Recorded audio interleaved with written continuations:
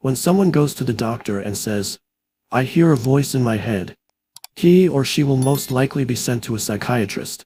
The fact is that, in a very similar way, virtually everyone hears a voice or several voices in their head all the time. The involuntary thought processes that you don't realize you have the power to stop. Continuous monologues or dialogues. You have probably come across mad people in the street, incessantly talking or muttering to themselves. Well, that's not much different from what you and all other normal people do, except that you don't do it out loud. The voice comments, speculates, judges, compares, complains, likes, dislikes, and so on. The voice isn't necessarily relevant to the situation you find yourself in at the time. It may be reviving the recent or distant past, or rehearsing or imagining possible future situations. Here, it often imagines things going wrong and negative outcomes. This is called worry. Sometimes, this soundtrack is accompanied by visual images or mental movies.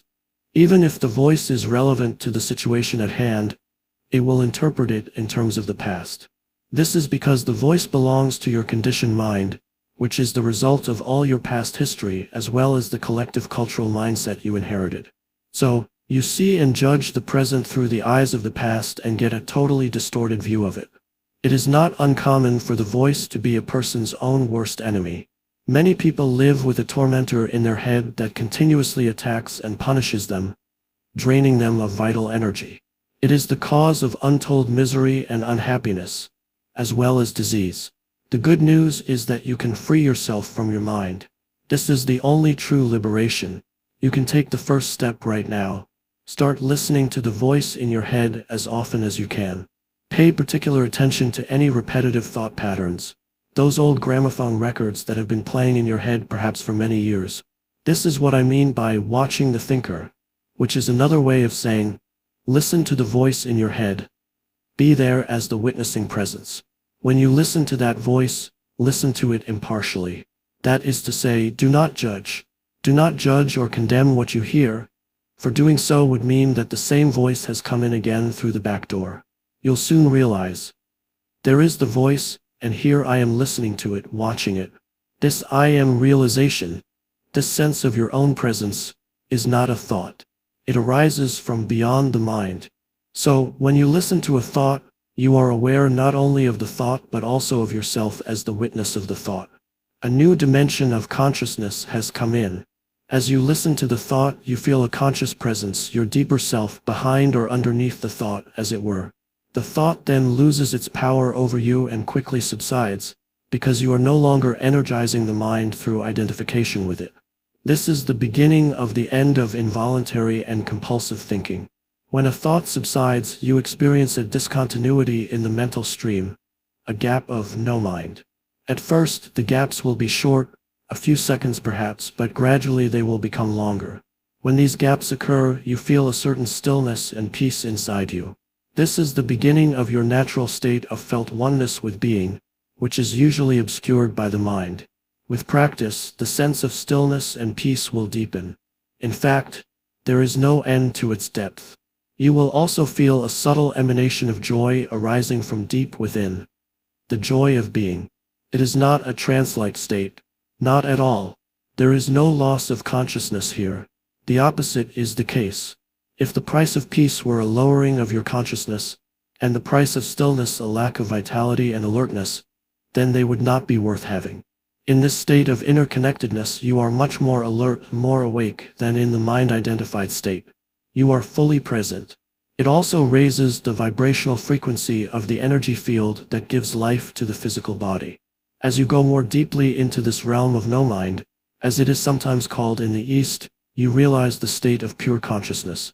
In that state, you feel your own presence with such intensity and such joy that all thinking, all emotions, your physical body, as well as the whole external world become relatively insignificant in comparison to it.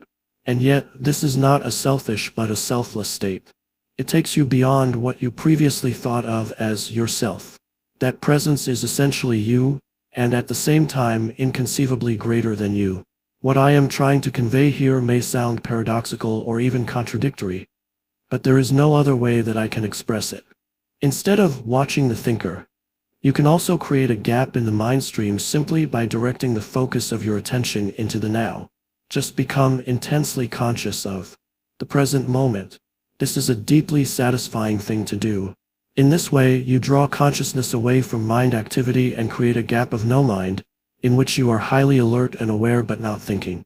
This is the essence of meditation. In your everyday life, you can practice this by taking any routine activity that normally is only a means to an end and giving it your fullest attention, so that it becomes an end in itself. For example, every time you walk up and down the stairs in your house or place of work, pay close attention to every step, every movement, even your breathing. Be totally present. Or, when you wash your hands, pay attention to all the sense perceptions associated with the activity. The sound and feel of the water, the movement of your hands, the scent of the soap, and so on. Or, when you get into your car, after you close the door, pause for a few seconds and observe the flow of your breath. Become aware of a silent but powerful sense of presence. There is one certain criterion by which you can measure your success in this practice: the degree of peace that you feel within. So, the single most vital step on your journey toward enlightenment is this: learn to disidentify from your mind. Every time you create a gap in the stream of mind, the light of your consciousness grows stronger. One day, you may catch yourself smiling at the voice in your head, as you would smile at the antics of a child. This means that you no longer take the content of your mind all that seriously, as your sense of self does not depend on it. Most people are prisoners of their minds without even realizing it. The mind, which is an incredible tool for solving problems and analyzing situations, often takes control, running ceaselessly like a looped recording. Thoughts stream endlessly, unchecked, creating narratives about the past and projecting fears or desires into the future. In this state, the mind dominates the person's awareness, obscuring the present moment and the inherent peace within it. To free yourself from the tyranny of your mind, you must first recognize that you are not your thoughts. There is a deeper essence within you, a silent observer that exists beneath the constant chatter of the mind. This is your true self, untouched by time, fear, or judgment. But how do you access it? By cultivating awareness and stepping into the present moment. Awareness begins with noticing the thoughts as they arise without judgment or attachment. When you observe a thought without reacting to it, you create a gap, however small, between the thought and your sense of self. In that gap, you experience stillness and the realization that the thought is not who you are. This practice is the essence of mindfulness, a powerful tool for freeing yourself from the grip of the mind. Another step in liberation is breaking the habit of identifying with the mind's stories. The mind loves to replay past events, attaching blame or regret, and to project into the future, anticipating problems or outcomes. Both are illusions. The past no longer exists, and the future is but a mental construct. True life unfolds only in the now. When you fully anchor yourself in the present, the stories lose their power. Practice presence by bringing your attention to simple acts: the rhythm of your breath, the feel of your body, the sounds in your environment. These acts ground you in the here and now. In doing so, you shift your awareness from the mind to the body and the senses, which are always in the present moment. Suffering, too, originates in the mind. Pain may be inevitable, but suffering is created by resisting or amplifying that pain through thought. When you face discomfort, whether physical or emotional, allow it to be. Do not resist, judge, or label it. Simply observe it, fully accepting its presence. This acceptance dissolves the mind's resistance, and with it, much of the suffering. As you practice this, you begin to notice an underlying peace, a space of stillness beneath all experience. This stillness is always present, though often obscured by the mind's noise. When you connect with this stillness, you realize it is your true essence. You are no longer bound by the mind's dramas, no longer caught in the endless push and pull of its narratives. Freedom from the mind does not mean suppressing or destroying it. The mind remains a useful tool when used consciously. The difference is that you are no longer enslaved by it. You can think creatively and solve problems, but you no longer lose yourself in thought. The mind serves you, not the other way around. This liberation is not something to be achieved in the future, for the future itself is a construct of the mind. It happens now, in this moment, as you awaken to the truth of who you are. The still, silent awareness beneath the thoughts. Most people live trapped within the confines of their own minds, enslaved by a constant stream of thoughts that pull them away from the present moment. The mind, a magnificent tool for practical purposes, often becomes a barrier to true peace and freedom when it operates unchecked. It incessantly replays the past and anticipates the future, constructing endless narratives about who you are, what you've done, and what might happen. This identification with thought creates an illusion, a false sense of self, and blinds you to the deeper reality of your existence. The first step to freedom is becoming aware of this dynamic. You must realize that you are not your thoughts. The constant mental noise is not who you are. It is simply a stream of conditioned patterns, shaped by past experiences and societal influences. Beneath this stream lies your true self, a state of pure awareness that is untouched by the mind's stories.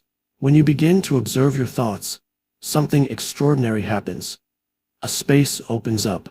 In this space, you glimpse the truth that you are not the thinker, you are the observer of the thoughts. This realization is the beginning of awakening. The mind, left to its own devices, perpetuates problems, conflict, and suffering. It resists what is, clinging to judgments, attachments, and fears. But suffering arises not from life itself, but from the stories the mind tells about life. When you fully accept this moment as it is, without resistance, judgment, or mental commentary, you step into the now. In the present moment, there is no problem. There is only life unfolding. Freedom from the mind does not mean silencing it forcefully or rejecting thought altogether. Rather, it involves stepping back and observing thought with detachment. Notice when a thought arises. Witness its content, but do not engage with it. Let it pass like a cloud drifting across the sky. This simple act of observation disrupts the mind's dominance and returns you to your natural state of being. In this state, you discover a profound stillness. It is always present, beneath the surface turbulence of the mind. The stillness is not something you create. It is your essence, but it is often drowned out by the incessant mental noise. The key to accessing it is presence. Presence is a state of full attention to the now, untainted by past or future. It is the portal through which you connect to the stillness. A simple way to practice presence is to focus on your breath. Bring your attention to the sensation of air entering and leaving your body. Feel it fully. This simple act pulls you out of the mind and anchors you in the now.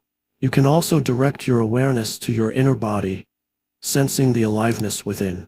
These practices ground you in the present and dissolve the mental fog. The mind often resists this shift because it thrives on control and identification. It may try to pull you back into its stories, warning you of dangers or reminding you of grievances. But when you remain present, you begin to see through these stories. They lose their power over you. Suffering diminishes when you stop identifying with the mind. Pain may still arise, whether physical or emotional, but it is no longer compounded by mental resistance. When you stop labeling experiences as good or bad, you allow life to unfold without interference. Acceptance of what is transforms your relationship with life itself. This freedom is not something you need to achieve in the future. It is available now in this very moment. The mind will tell you that you need more time, more understanding, or more effort. But this is another illusion. The truth is simple, you are already free. You simply need to awaken to this reality by stepping out of thought and into presence. In this awakening, you reclaim your natural state of peace, joy, and aliveness. The mind no longer dominates you, and life ceases to feel like a struggle. Instead, it becomes an effortless flow, guided by the deeper intelligence of being.